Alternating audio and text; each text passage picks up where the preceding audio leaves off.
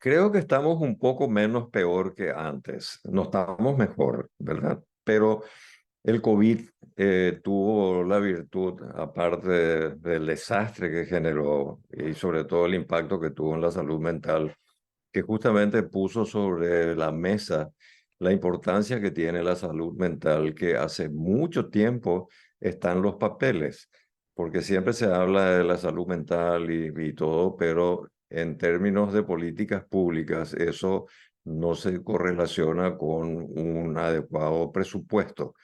Por lo cual, si bien es cierto que aparece la salud mental en los papeles, en la práctica tenemos muy pocos dispositivos a nivel país que puedan dar cuenta de esta problemática, ¿verdad? De salud mental y abuso de sustancias. El Eh, COVID, perdón, para seguir nomás con esta sí, analogía, porque adelante. el COVID, y suele pasar nomás luego en el campo de la medicina, o sea, en el campo de la salud, cuando hay epidemias, así surgió la vacuna, por ejemplo, ¿verdad? Y así también fue esta recientemente pasada pandemia que dejó como un saldo positivo que nuestro país, que no tenía unidades de terapia intensiva en todo el territorio, se equipó para enfrentar el desastre este de la pandemia.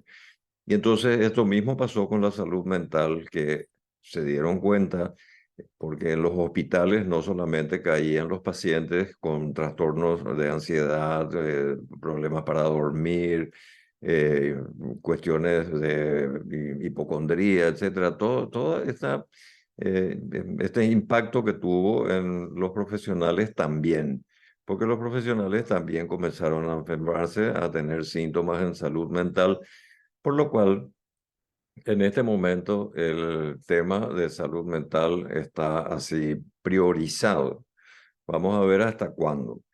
La Organización Mundial de la Salud hace un tiempo que dice que sin salud mental no hay salud. Yo creo que esa frase marca un poco la importancia que tiene la salud mental para poder entender la salud en general. Un dato que muestra la poca importancia es, por ejemplo, en el país no somos más de 150 psiquiatras y obviamente no damos abasto, o sea, los profesionales especializados en psiquiatría no dan abasto para la cobertura.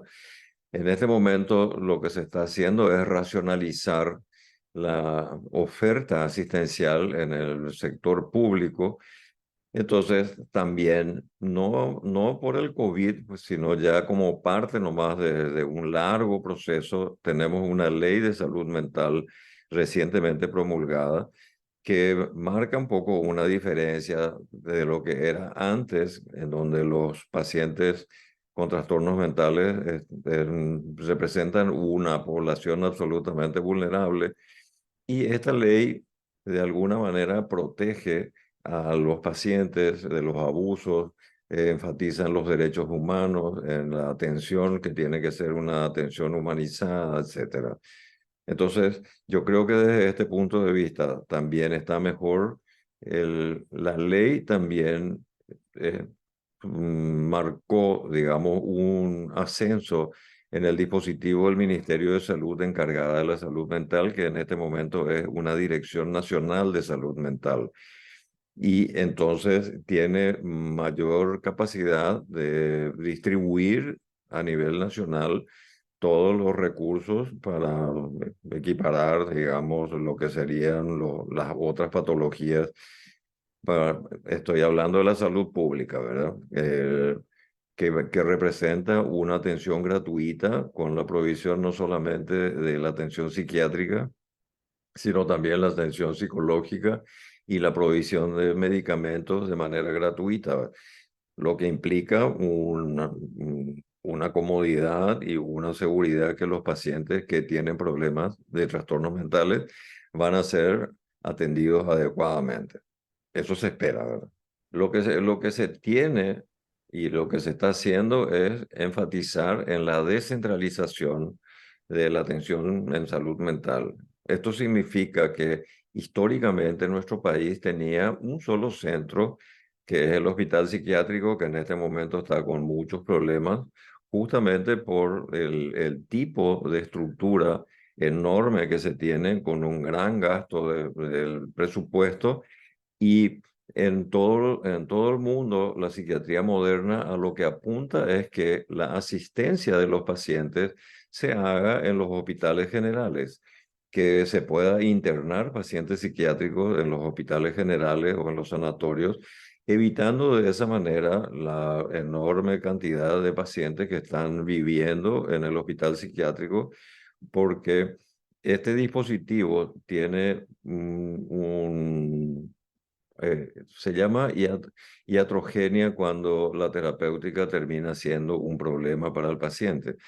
Entonces, estos dispositivos hospitalarios en donde los pacientes entran y después por una serie de dificultades, entre ellas que los familiares no retiran al paciente una vez el alta, entonces los pacientes se vuelven habitantes del hospital y se quedan viviendo en el hospital.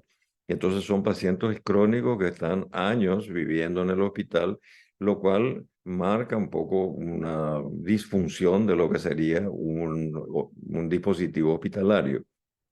Entonces, a lo que se apunta es a evitar que haya estos enormes hospitales y que los casos de urgencia solamente son los que requieran internación, con toda una serie de cautelas para que los pacientes no se cronifiquen en el hospital.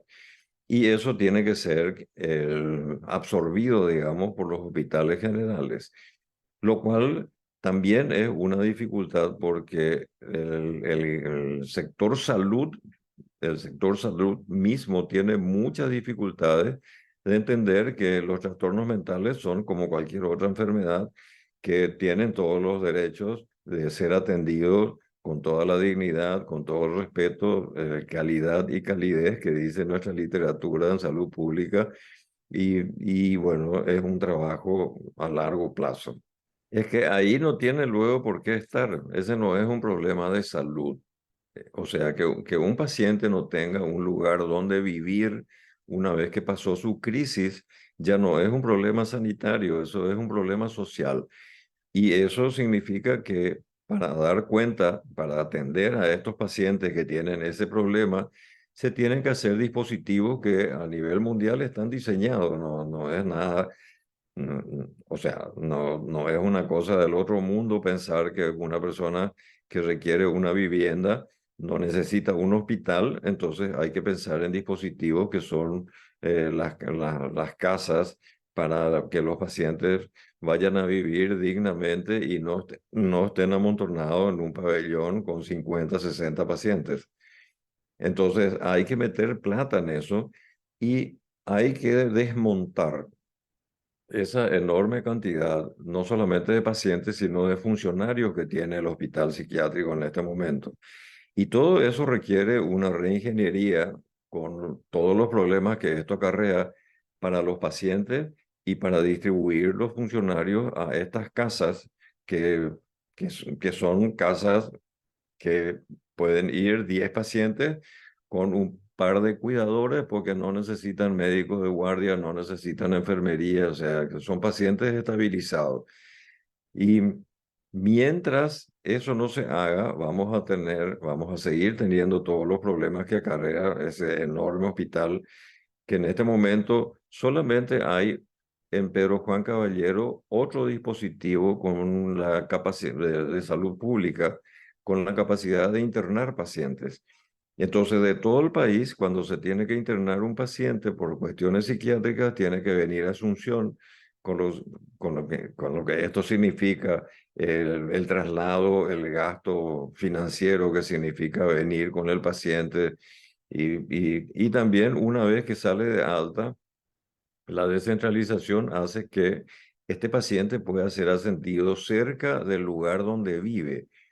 Y acá también hay toda una movida, digamos, que, por ejemplo, en las unidades de salud de la familia que entran dentro de la atención primaria de la salud, aunque no tengan un psiquiatra, aunque no tengan un especialista en psiquiatría, Este médico, que habitualmente es un médico de familia, tiene la capacidad o debe tener la capacidad de manejar pacientes psiquiátricos y estar en contacto con un centro especializado cuando la situación se vuelve complicada o el paciente tiene un episodio que no está respondiendo a la terapéutica. Entonces, eso significa que el paciente no tiene que invertir con algún familiar plata y tiempo para traerlo a los controles que habitualmente se hacían en el hospital, en el neuropsiquiátrico, o sea, en el hospital psiquiátrico. En este momento, el hospital también está en esta política de externar a los pacientes que se puedan y buscar una solución para los pacientes que son crónicos y requieren una vivienda. Todo esto, en este momento que se conmemora el Día de la Salud Mental, hay que pensar en el lema que le decía que sin salud mental no hay salud en general, por lo cual hay que invertir, tenemos que convertirnos cada uno de nosotros en promotores de la salud, no esperar que aparezca un trastorno mental para ahí recién pensar dónde llevar al paciente.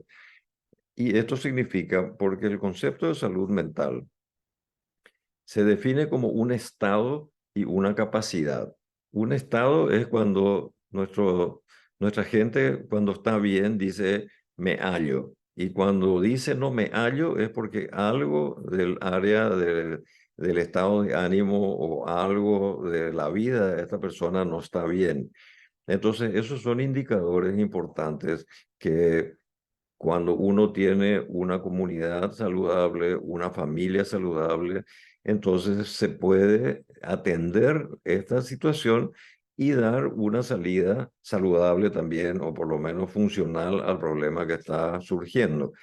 Entonces, es un estado como yo me siento bien, me siento satisfecho con lo que hago, con lo que soy, con la vida que tengo, y es también una capacidad. Entonces, estas dos características son las que pueden definir la salud mental de una persona o de una familia o de una comunidad. El estado, como vive la gente, en donde fíjese la complejidad, que la seguridad también forma parte de la salud. Si yo tengo miedo porque al salir a la calle me siento inseguro, entonces no voy a estar tranquilo y eso es también un deterioro de lo que sería una salud mental adecuada. Y la capacidad, que es el otro elemento, es las herramientas que uno tiene para poder afrontar los momentos difíciles de la vida, porque la vida no es solamente estar bien todo el tiempo, hay problemas, hay duelos, se nos muere la gente, que es lo que pasó, por ejemplo, con el tema del COVID, que dos, tres integrantes de una familia fallecían. Entonces, ese es un proceso de duelo, ese es un proceso que exige a la mente de las personas hacer un trabajo de elaboración de la pérdida, de elaboración de la tristeza, que lleva un tiempo y poco a poco uno se va readaptando a una situación en donde falta alguien en la familia, pero está tramitada, digamos, emocionalmente de una manera adecuada. Y eso dura un tiempo, etcétera. Entonces tenemos un estado y una capacidad. Estamos hablando de duelo, pero eso sirve para cualquier situación adversa de la vida, que uno tiene que tener las herramientas mentales suficientes y necesarias como para poder afrontar.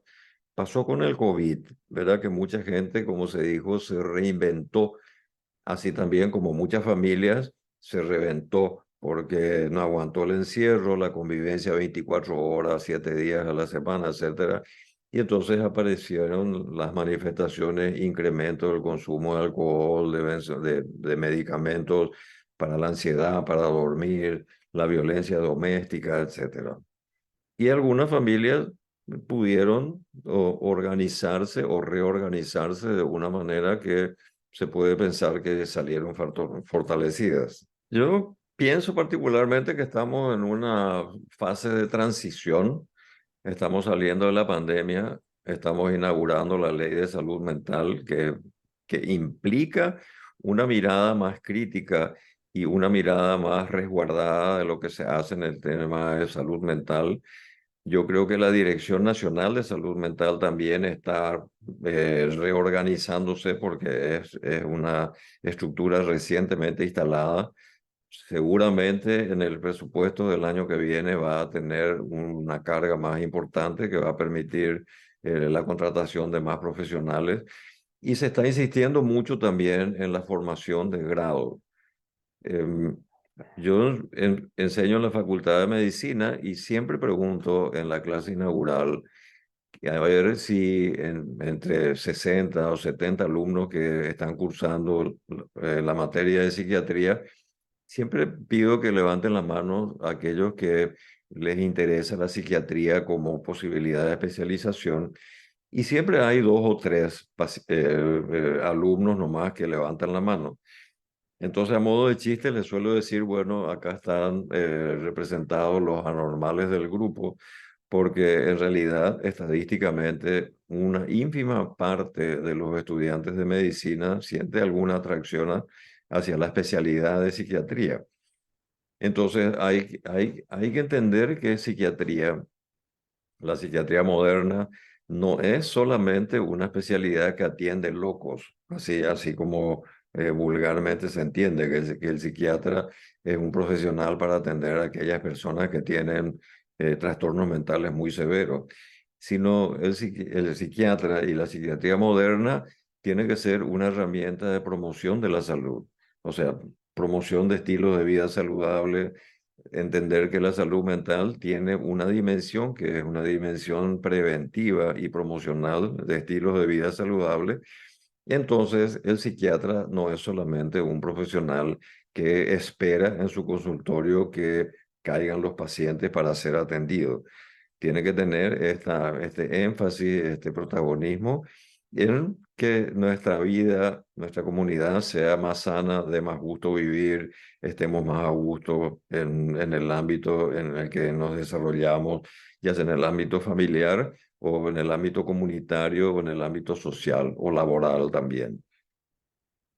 Entre paréntesis, también el COVID eh, puso en evidencia la fragilidad de los personales de salud, los personales de blanco, los funcionarios de blanco, como nos dicen, porque en los papeles también salud ocupacional, que era un dispositivo de los hospitales para cuidar la salud de los funcionarios que trabajan en el hospital, siempre estuvieron en los papeles, pero nunca tuvieron protagonismo. Entonces el COVID lo que hizo, justamente porque los funcionarios y los profesionales se enfermaban, y no solamente del COVID o de patología, sino también por estas cuestiones de los trastornos mentales. Entonces yo creo que también en el ámbito mismo de los hospitales se fortaleció la presencia de un dispositivo que cuide la salud integral de los funcionarios. Bueno, esto es demasiado importante porque en general los trastornos mentales y los diferentes tipos de trastornos mentales en general tienen edades en donde sea más frecuente que aparezcan. Entonces, no es lo mismo detectar un problema de salud mental en un niño, en un adolescente, en un adulto o en una persona de tercera edad. Lo que sí tenemos que tener en consideración es que cuando la familia o cuando el entorno nota cambios en la persona, cambios que antes no hacía esta persona y de repente comienza a tener comportamientos que llaman la atención, lo peor que uno puede hacer es no hacer nada. Es decir, en el caso concreto de los adolescentes, por ejemplo, pensar que estos cambios en el adolescente son nomás luego parte del proceso adolescente y los jóvenes son luego nomás así raros, y entonces uno deja pasar. Y como cualquier enfermedad, el dejar pasar es como el cáncer, aprovechando que estamos en el mes de prevención y promoción de los estilos que tienen como finalidad evitar que el cáncer de mama siga matando a nuestras mujeres. Entonces, también se insiste en la prevención primaria, en el diagnóstico precoz, que igual que el cáncer, no es lo mismo que se detecte cuando ya tiene metástasis, es decir, cuando el cáncer ya se fue del lugar donde se originó a otro lugar y se extiende el problema con la posibilidad menor de la recuperación. Y también los trastornos mentales, cuando comienzan, se supone que son más fáciles de incidir sobre este proceso de, por ejemplo, esquizofrenia o trastorno bipolar, que son patologías graves, que son crónicas, que son recurrentes. Entonces, si uno comienza adecuadamente un tratamiento, uno puede minimizar el impacto negativo que tiene esta enfermedad en la persona y en su entorno, porque siempre cualquier enfermedad altera el entorno. Y ni qué decir cuando esta enfermedad se trata de un trastorno mental.